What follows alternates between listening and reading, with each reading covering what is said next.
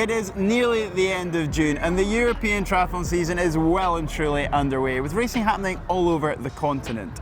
But you would be hard pushed to try and find a nation more obsessed with their triathlon than the Germans, because they take their racing extremely seriously indeed. They do indeed, and when talking about the Ironman brand of racing in Europe, probably the most prestigious of them all is in the heart of Germany, which is what brings us here to Frankfurt for the Ironman European Championships. Yeah, now this race always attracts some of the top stars in the sport. Now whether that's acting as a stepping stone for them on their way to Kona, or for others to try and grab their Kona slot before the end of the process kicks in, then that's the same for the pros or the age groupers alike.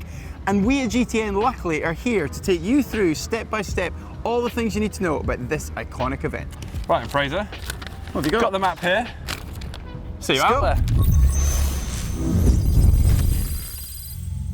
The European Ironman Championships here in Frankfurt have a long and rich history. Indeed, the origins of the race date back to 1988, when the race was actually called Ironman Germany and was held in the town of Roth.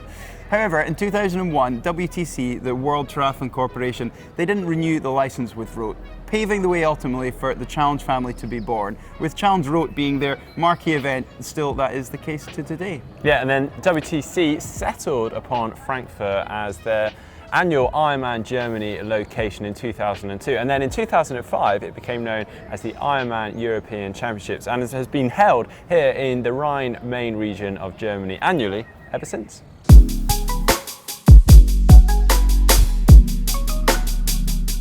As is so often the case with big city triathlons, it's rather difficult to find a safe swimming location downtown. So Ironman Frankfurt brings us to here, the Langenerwald Sea, which is some 15 k's to the south of Frankfurt, and is actually a disused quarry, now turned into an inland beach, which is actually the largest surface water area region in this part of the Rhine-Main area of Germany.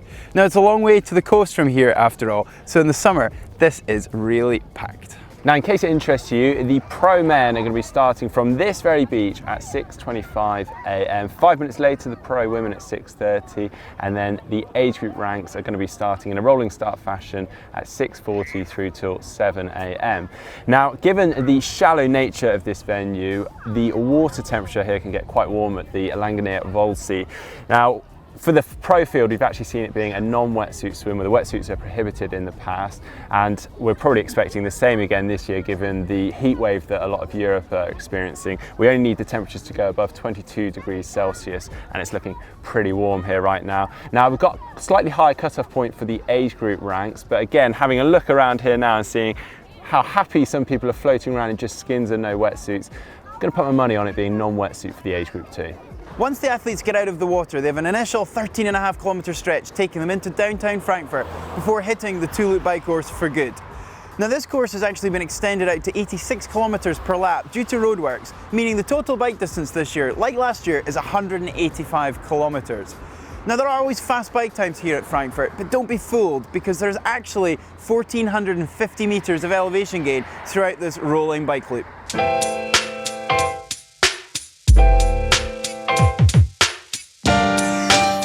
We're now onto the bike course, and obviously it's busy with traffic right now, but come race day, it's going to be clean, it's going to be clear, it's going to be closed off to the traffic. And there's some real iconic parts of this bike course for both the athletes and the spectators to keep an eye out for. The first of which, the Beast. Now this is the first short, sharp climb of this course, and we're part way up it right now, and it is deceivingly long, and if the name is anything to go by, it is tough. Now, not long after the Beast, at around 30 kilometres into the race, is this narrowing of the course that the organisers like to call the Hell. Now, it tracks a route through this picturesque little village on the outskirts of the city, and coupled with these cobbles here, creates a real Tour de France style of atmosphere. And from my own memories of racing this race, it gets really pretty exciting in here. And this is the top of the Hunenberg Hill. It comes just after the Hell, and it is the longest ascent and the highest point of the course, with some beautiful views. We've got Frankfurt City over in the distance with the skyscrapers poking up above the hills. We've got lovely wind turbines behind me, but obviously lovely views if you've got time to look. And obviously we're going to have loads of spectators packing out this course. We've got something in the region of around 20,000 spectators. It's going to get busy. The final iconic part of the loop is Heartbreak Hill behind me, and it comes around 90k into the course and then again at 175k or thereabouts. Now, Ironman Frankfurt's not the only place to have a heartbreak hill. Ironman Switzerland has one in Zurich too, and has had it there for many years. And much like in Switzerland, there's a real party zone atmosphere that gets created here because fans can see their athletes at low speeds, and there's just a superb atmosphere that gets built up as the day goes on. Now, due to the super smooth and fast roads out on this bike course, plus the run course that around the River Main is virtually flat, Ironman Frankfurt is renowned for producing extremely fast times across the board. Indeed, in 2015, Jan Frodeno reduced the course record to 7 hours, 49 minutes and 48 seconds. And the women's winner in that year was Switzerland's Daniela Ryf.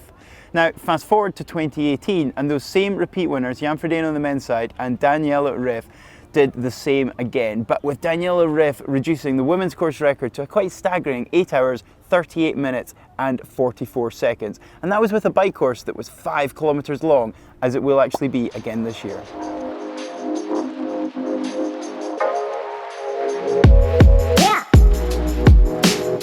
Now, once the athletes have completed their 185-kilometre bike ride, they tackle a 4-lap marathon course here around the River Main in the heart of downtown Frankfurt, with impressive business district skyline as a backdrop. There is barely 100 metres of elevation gain in this course, so it is virtually flat, meaning that fast splits for the marathon are a real possibility here this weekend. Well, the run crossing over the river on 2 occasions per lap, it provides an excellent opportunity for spectators to follow their athletes out on course, which gets absolutely packed with spectators, particularly here along the riverbanks. And from what I understand, and I've seen, it is impressive. Now then, given that Frankfurt is a regional championship event, it also comes with a significantly higher number of qualifying slots for the athletes for Kona when compared to a regular Ironman event. And this comes with 80 slots for the age group categories, proportionally divided amongst the men's and the women's. And going by previous years, this has been around 65 for the men's and 15 for the women's.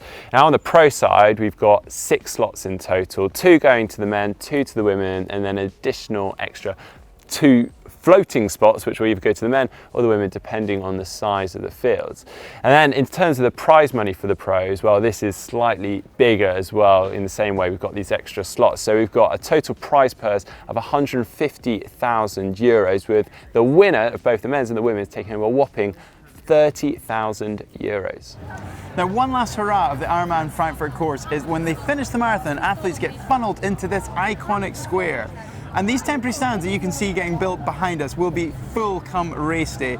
And I can guarantee that from the first finisher to the very last, it will be electric in here. Yeah, well, we reckon that's everything you need to know ahead of Ironman Frankfurt this coming weekend. And given the lineup, it's going to be some hot racing. Maybe as hot as the weather here in Central Europe at the minute. We are really looking forward to being here to see who's actually going to win on Ironman Frankfurt come race day. Yeah, now if you like this video, please do hit that thumbs up button. And if you'd like to see more from GTN, you can hit that globe, subscribe to the channel. If you'd like to see our mount and dismount video like the pros, click down here. And if you want to see a video we did about Sarah True, because she's racing here, you can get that here.